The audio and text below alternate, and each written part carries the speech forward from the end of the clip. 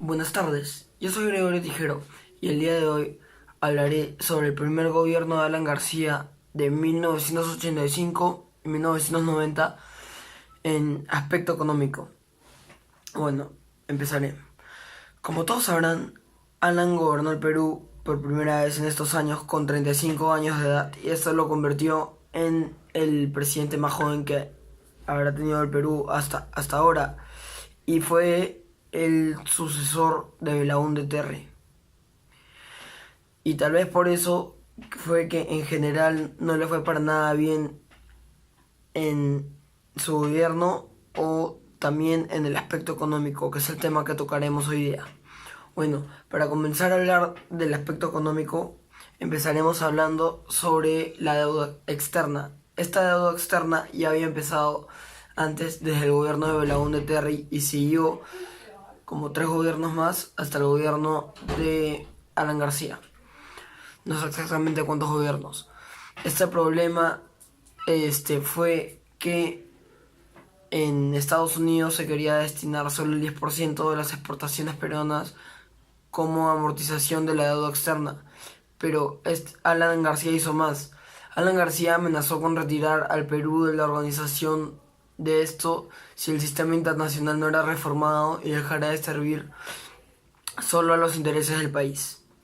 Bueno, esta es la conclusión sobre la deuda externa y ahora hablaremos sobre el crecimiento económico.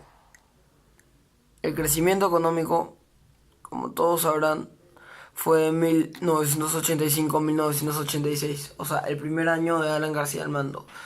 Esto fue cuando García aplicó una política económica de corto plazo llamada heterodoxa.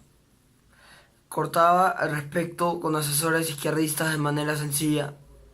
García explicó este plan que era para estabilizar y hacer que la economía crezca. El punto de partida sería aumentar el consumo de la población. Esto se lograría mejorando los salarios reales de los trabajadores. Aumentando el consumo, las empresas y los productores agrarios aumentarían sus ventas. Pero el mayor problema sobre el crecimiento económico fue confiar en esas empresas. No eran del todo confiables y hacia fines de 1986 muchos cambiaron sus intis por dólares por temor y falta de confianza. Otro tema que debemos tocar sobre el aspecto económico del primer gobierno de Alan es su peligro de crisis que surgió en 1987.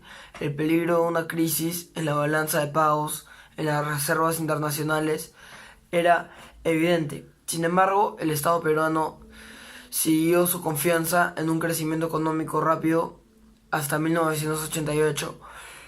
Luego, al mismo tiempo, se vio obligado a bajar el precio del INTI, bajar la moneda. Y eso hacía que suban los precios y los sueldos. En concreto, las empresas se forzaron a comprarle al Estado peruano bonos obligatorios por un valor que llegaba hasta el 30% de las utilidades brutas que las empresas habían obtenido en 1986. Con esta medida que fue tomada, el gobierno fue provocado airadas reacciones en el sector empresarial. A poco tiempo, algunas empresas se exoneraron del pago obligatorio y finalmente este programa fue cancelado. Cancelaron el programa. Luego, otro tema que hablaré hoy día será el intento de estatización de la banca. En 1987, el mismo año que pasó la crisis o el surgimiento de la crisis, la idea de estatizar la banca se formuló primero en el círculo más cercano a García. O sea, eso se formuló gracias a los círculos cercanos que tenía García, por así decirse.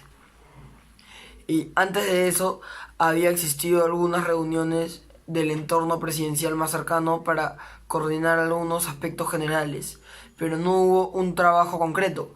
Esto quiere decir que se anticipó donde se había desarrollado un plan que expresara los pasos a seguir luego de haber nacionalizado la banca. Los apristas ganaron el apoyo de los representantes de la Izquierda Unida, con lo que lograron una sólida mayoría frente a los representantes del PPC y el APRA.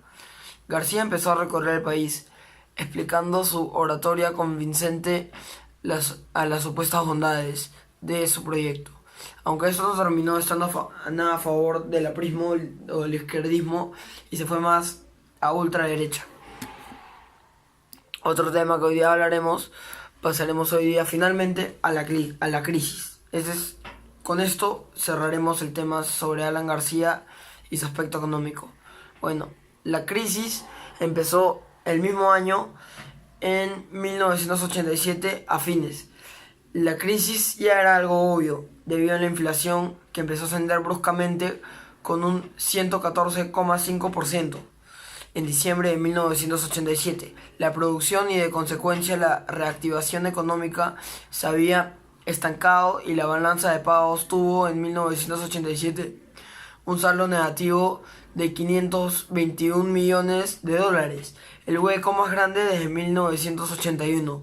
Finalmente esto hizo que García se vea obligado por las circunstancias decidirse a dar un cambio de rumbo, recurriendo a fines de 1987, como ya mencionado, al Fondo Monetario Internacional y al Banco Mundial en busca de préstamos. O sea que García le pidió prestado a esto para poder salvarse de la crisis. El experimento heterodoxo había llegado a su fin y ahora el gobierno retornaba a las políticas ortodoxas que se usaban antes del gobierno de Alan García.